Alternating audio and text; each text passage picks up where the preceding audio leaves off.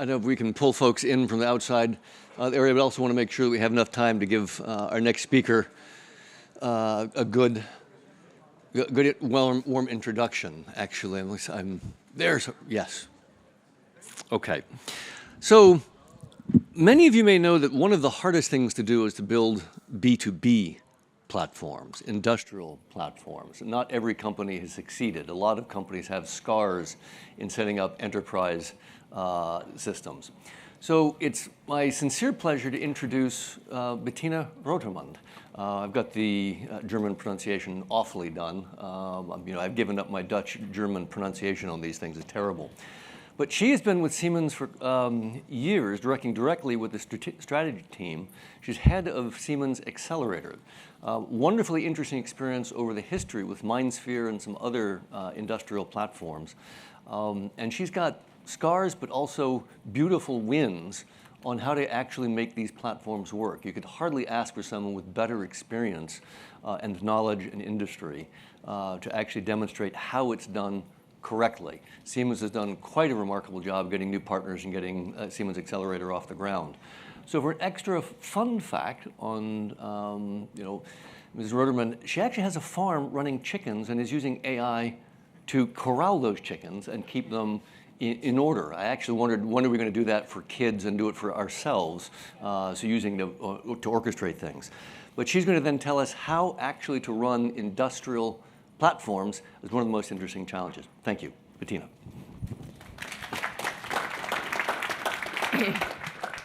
Thank you for the very kind introduction.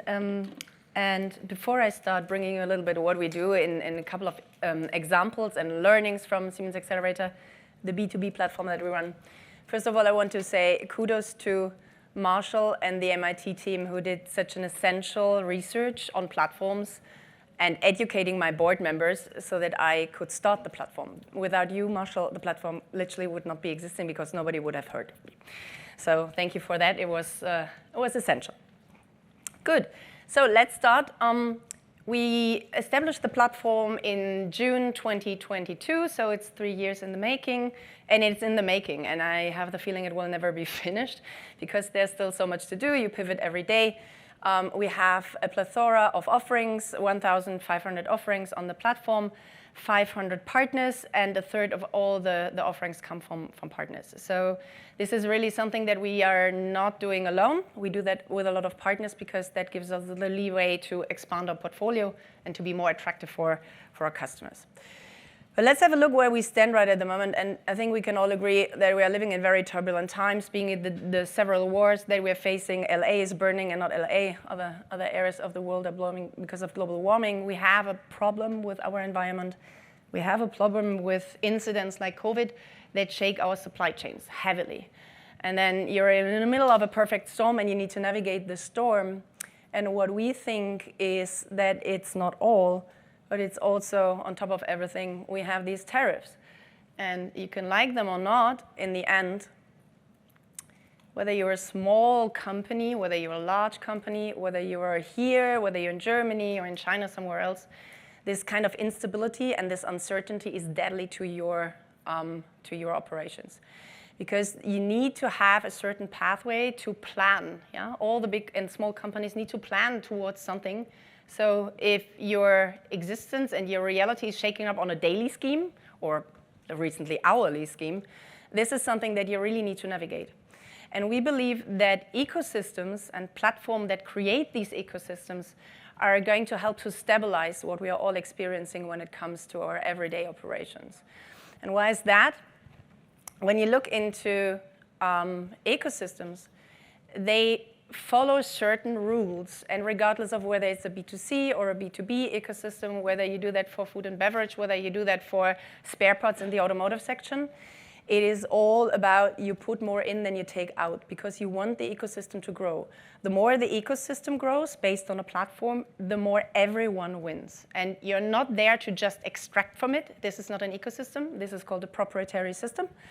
You want to make the ecosystem and the platform successful, and that's why you bring in more than you take out. And eventually the flywheel effect hopefully will happen, and you get more out, but not by extracting, by just winning from the mutual trust and from the underlying principles of the platform.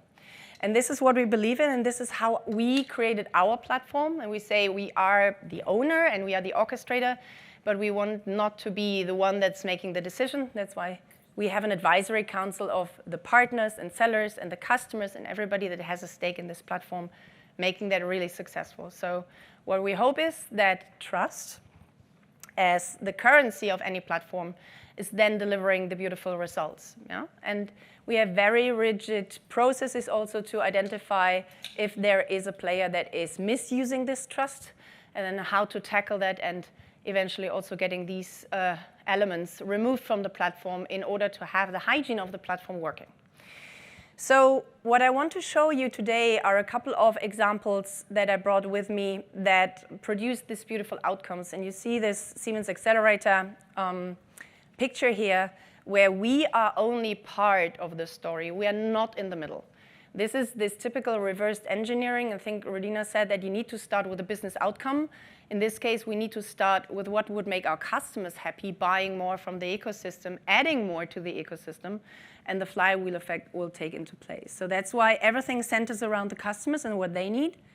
And that also came for Siemens with a very, very hard reckoning of, we are not the best player to serve them along the whole value chain. We need to bring other players to the table, and we need to incorporate them into this ecosystem and make them successful. So right at the moment, we started campaigns of making our sellers successful, not Siemens successful. And you can think of, if you're in a company and you have $1 to spend, and you spend it to outside the company, literally, and not on your own stuff, you immediately get all the rejections and all this, boo, you're selling that on a seller and not on our business unit, so why would you do that? We truly believe that we can only generate these beautiful results that you see here if we care about the whole ecosystem and not just about ourselves, because that would be an ecosystem. We are very much interested into an ecosystem. So let me show you a couple of these things and these examples that I brought with you. So what you see here is a digital battery passport. And actually, that is just one form, because we have digital product passports created. And we cannot do that alone, because if you create a product passport, you need to have all the people at the table that take place in this production of this product. Yeah? So when it comes to a digital battery passport, there are so many different elements and so many different vendors you need to bring to the table to aggregate all their knowledge, to aggregate all the data that eventually flows into this battery passport. And battery passports become more and more important. In the EU, in Europe, in 2027, everything that is a digital product or a product that has a significant size needs to have a product passport. So luckily, we are ahead of the curve. Yeah? Well, it's two years to go. And you would think, this is something where you go and then you collect a little bit here and there, and you do that. Siemens does it. No, we don't. We never could. Because if you want to apply that, and if you want to bring that into a stable process that delivers results in the end, then you need to work with many, many people. And so many people you see here, we have BASF, BMW, CAT, Henkel, and us that are the founders, and we are integrating more and more people, which means every one of them is sharing data. So we heard it before, sharing data is not the most intuitive thing to do, to give away your company data to someone else. But this is essential if you want to create something that is really meaningful for the outside world and propels you forward and makes you successful. So that's why we're using this data, and BMW and the CAT are very rigid competitors on many, many schemes. But everyone understands if they chip in with their data and if they add to the solution, which is a product passport, then everybody is better off. Yeah?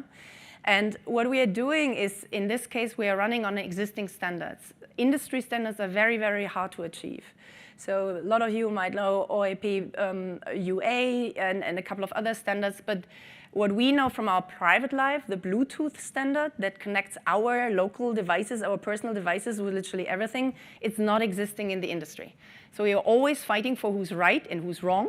And in this case, we said there is no right or wrong. If we want to be successful, let's find a middle way, and everybody chips in, and we're better off with these things. So it works not only for automotive, it works literally in every industry. It's a blockchain-based system. It's trustworthy. And we are hoping we can scale that together with even more partners in different environments.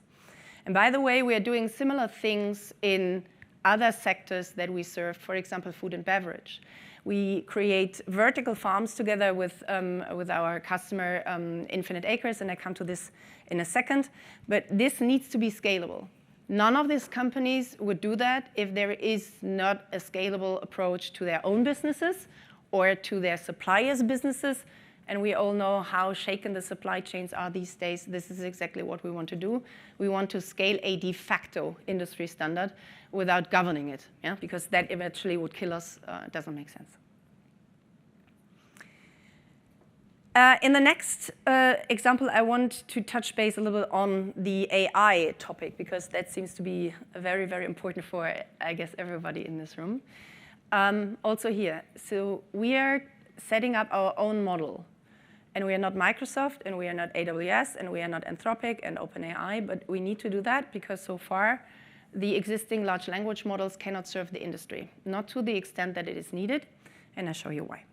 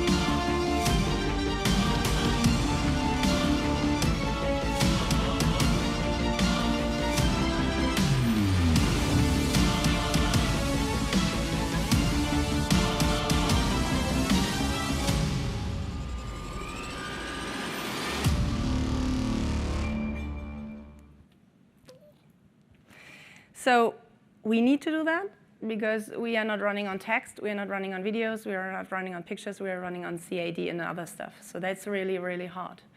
Why is that so important?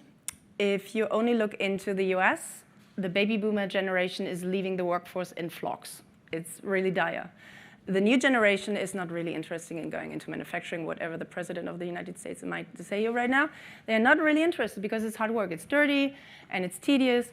We need new approaches. And that's why we are there and trying our very best to set up this model, making sure that with natural language capabilities, we can not only run a co-pilot, which is a small thing, but also support networking between the different systems and having agents helping you to do very, very complex work on the manufacturing level. And why is that also so important when you think in sustainability terms? The more you start reducing the scrap when you design stuff, the more you save resources for this planet. And when you're using a digital twin, you can save up to 97% of the scrap and a lot of energy and a lot of water and a lot of whatever resources you do, because you simulate that in a digital environment hundreds of times, thousands of times, millions of times before it's ready, before it's good, before you know it will work, and only then you put it into production. So with a LLM for the industry, with the industry foundation model, we have terabytes of data from our own factories. We have a lot of factories around the globe, but that would be the mistake in itself, because then we train them on very, very small set of data and very streamlined data. We need more diverse data. So what do we do in this case? We bring our ecosystem to the table, and we ask our customers, give us your data. And I heard from Rodina, you can keep your data, but I just want to have access to the data, which I really like. So give us our data, give us your data. We use the data, and you can use the model for free for a certain amount of time. So it's a bartering deal. Yeah? Give us yours, we give you ours, and everyone is better off. And that is surprisingly working well. I've never seen so many customers raising their hand and said, I want to be part of it, and I want to be early in it, I want to benefit from it, and I want to understand it better, and you educate me how to do and to deal with this model when it comes out in the end. So this is something that makes us really happy, but this is only the beginning, because engineering is really hard. It's not only the IT that you need to have in mind, you also need to master the OT behind Flow, all the physics, all the thermodynamics, the kinetics.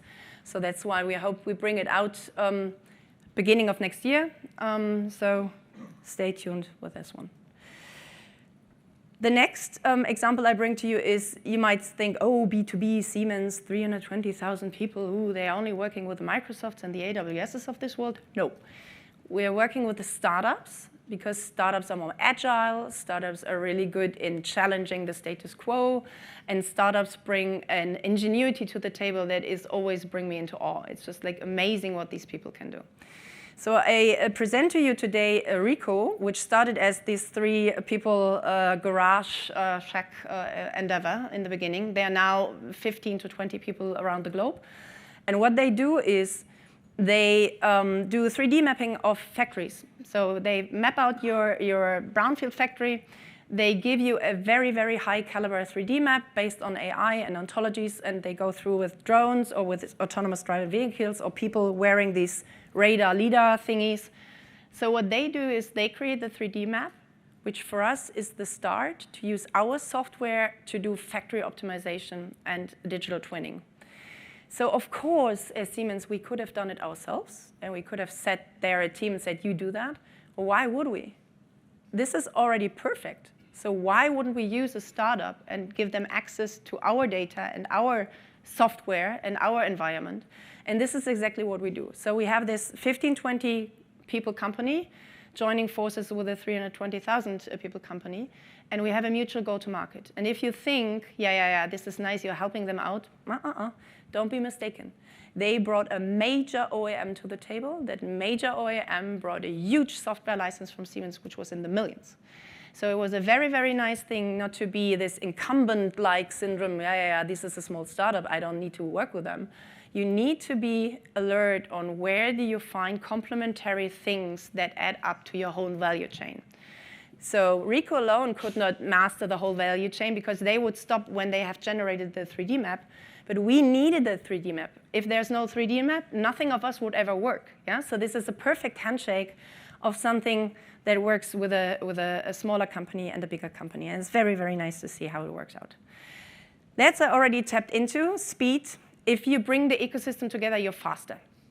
So in order to produce something like a vertical farm, you have the sensors, you need irrigation, the right lighting, the HVAC and whatnot, the software automation, everything. So if we would produce our stuff and then go back to Infinite Acres, the owner of the vertical farm, and everybody else did the same, but we would not sit around the table, it would take ages to produce a functional vertical farm. So what are we doing? We created a data lake. Everybody's chipping in their data, and that sounds scary, but it is based on trust. We all want this to grow so that we can erect hundreds of vertical farms and not only one. Everybody's bringing in their data, and that's why we are so much faster, because we meet around the table and say, what does your data tell me? Help me to interpret what your data tells me so that I can adapt with my sensors or my automation, etc. pp. So it sounds counterintuitive, but if you open up, you gain speed. It's risky, it sounds risky, but you really gain a lot of speed. And that is a perfect example. Not only speed, but you reduce your own R&D costs. Yeah? So we could minimize our own R&D costs because we were depending on the data that is coming from our partners in this sense, and that really made it successful. And last but not least, the co-creation part is very important in this platform. So the platform has a marketplace, people can buy from us, that's fine. But what the platform produced was an ecosystem of possible co-creation. And sometimes the co-creation is very strategic. In this case, we wanted to work with Microsoft, thank you, on the Copilot for the industry, using natural language to program robots, to program processes in the factory environment. And it is, Microsoft does not have so much knowledge about the OT, yeah? And we have more OT knowledge, and they have more IT knowledge, so why not joining forces and create that thing together? So in this sense, it's 1 + 1 = 3. But it's also sometimes working without us noticing that partners are matching up. And we had that with Xcelerator, also a very tiny startup, hooking up to Capgemini. They both produce now ESG applications, ESG measuring protocols, and ESG consulting. It happened without us noticing it. Then they come back and said, hey, we have something we want to put back on the marketplace, because that's eventually where we met. So if you create a platform where you don't have to be the spider in the net, but the platform itself creates this beautiful thing in new offerings that they want to bring back to the platform and market on the platform, this is something where, at least network effects are starting to lift off. That's a very, very nice notion. But that also means you need to be open for it. And Siemens had to learn to be more open and to get out of their own ecosystem and their own thinking and acknowledge that people are better than what we do, and we should utilize that. In fact, it's always, when you look at a stack, it's systems, tools, processes, people, attitude. If the attitude is not the right one, the whole stack under it falters. Whatever system you have in place, if the attitude is not the right one, you will not benefit from it. And this is mainly the big transformation that we have seen in Siemens. So the question today that I'm always asking when I'm encountering new people from whatever industry is not whether you want to be part of an ecosystem or not. It is just make or join. Do you want to create your own platform, and with that also your own ecosystem that you can benefit from? Or is it maybe more mindful to join someone? And yesterday at dinner, I had a lot of fruitful discussions and figured out, there is an ecosystem that I'm very interested in. So maybe we join forces and drive platform alliance. So we attach their platform to our platform and vice versa, so that our customers seamlessly can cross the boundaries between the ecosystem and benefit from a lot more. I could say, maybe I buy them. I could do that, but why would I do that if there is something like a bridge I can build? And anyway, for something else, they will come back. But I add so much more value to my ecosystem when I join another ecosystem. And that does not mean you're not producing your own one, but be open for not only having 1 or 0, there's a lot in between. And Marshall asked me, so why would partners join us? Yeah, and how did we do that? How did we overcome this cold start problem? This was really when we looked into, okay, is there enough benefit for our partners? And in the beginning, there was not, so we had to create it. Being it the exposure through a big brand and a global catalog, but as I said, also investing in partners. We are driving dedicated campaigns on some of our partners to give them leads. Yeah, so that is something that you maybe would not see that much in industry. And what we also did, we activated our installed base. We had a huge ecosystem already, but we invited them to the marketplace. We invited them also to bring more of their customers and more of their sellers to the ecosystem. And what we are doing right at the moment, we create a lot of quick wins and lighthouses that shout out, hey, this is also for you. Whether you're a small partner, like a 10-people startup, or whether you're a global mega player, this is something that helps. And by doing that, I think we managed a good start. We have so much to learn. It's everyday pivot. It's sometimes gruesome because things do not work out the first time. You have to pivot every single day. But it's also the fun of it. It's just like a big petri dish you look at and say, okay, let's work with what works and what grows, and the rest discard and start over again. So yeah, that's where we are, and thank you for your attention. And if there are any questions, let me know.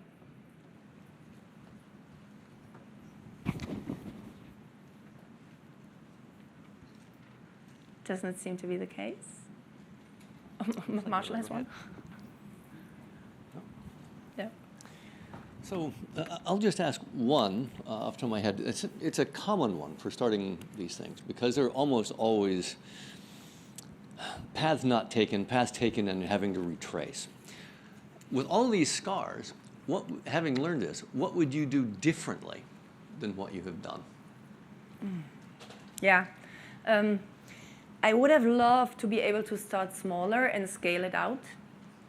And the company, being 175 years old when we started, was not used to starting with small and then scaling out. So we had to do it in a big bang and taking the whole company on board. Otherwise, we would have been killed in the first 3 months. But that eventually is something that I would love to have been able to start with one vertical, maybe food and beverage, maybe in automotive somewhere, and then scale it.